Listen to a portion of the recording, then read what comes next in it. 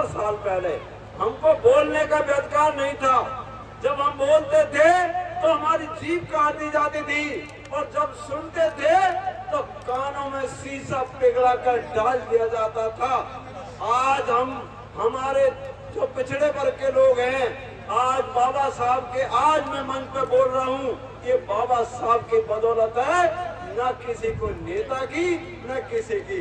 जो बाबा साहब की जो बदौलत है, बाबा साहब ने हमारे लिए अपने चार बच्चे कुर्बान कर दिए, और बाबा साहब ने बीवी को भी मार दिया हमारे लिए। बाबा साहब ने जो हमारे बहुजन के लोगों के गोद में पैसा आया है, इसमें बाबा साहब ने अपना खून बहाया है।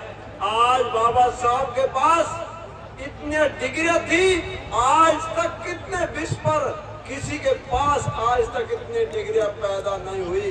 बाबा साहब ने जब संविधान बनाया, बाबा साहब ने 2 साल 11 महीना 18 दिनों में संविधान बनाकर लागू किया, और जब संविधान में ये भी लिख दिया कि आज के बाद में राजा के रानी से और राजा पैदा नहीं होगा, राजा की कोख से, आज बैलेट पेपर से राजा पैदा होगा।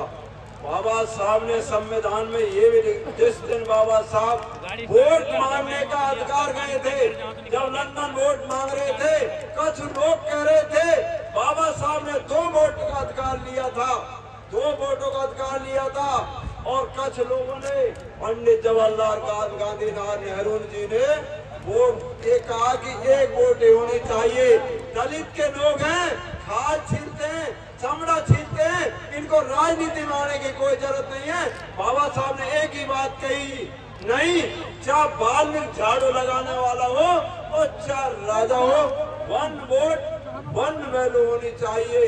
कुछ लोग ये कह रहे हैं कि दुकान करते हैं गरीब लोग, इनको राजनीति में आने का कोई अधिकार नहीं है। अगर बाबा साहब इस चीज पर मानो नहीं, बाबा साहब ने कहा सबको वोट देने का, सबको वोट का बराबर का हाथ का अधिकार है। जब बाबा साहब ने जब संविधान में लिखा था, संविधान लिखने वाले साथ थे, संविधान लिखने वाले साथ थे, किसी की संविधान लिखने में कोई हिम्मत नहीं पड़ी, किसी की बीवी पर मर गई, कोई लंदन भाग गया तो संविधान लिखकर बता दो, किसी की हिम्मत नहीं पड़ी। जो बाबा साहब ने जब संविधान लिखा, तो बाबा साहब जो संविधान को लिख रहा था, तो उसने एक कमरे में बैठकर, उसने सब पीड़ित का मरीज था, और नानक चंद उसका सेवक था। आप इस एक संविधान को आप लिखो। मैं आपसे कहता हूँ, आपकी बात को टाइम नहीं है, मैं समाप्त करता हूँ।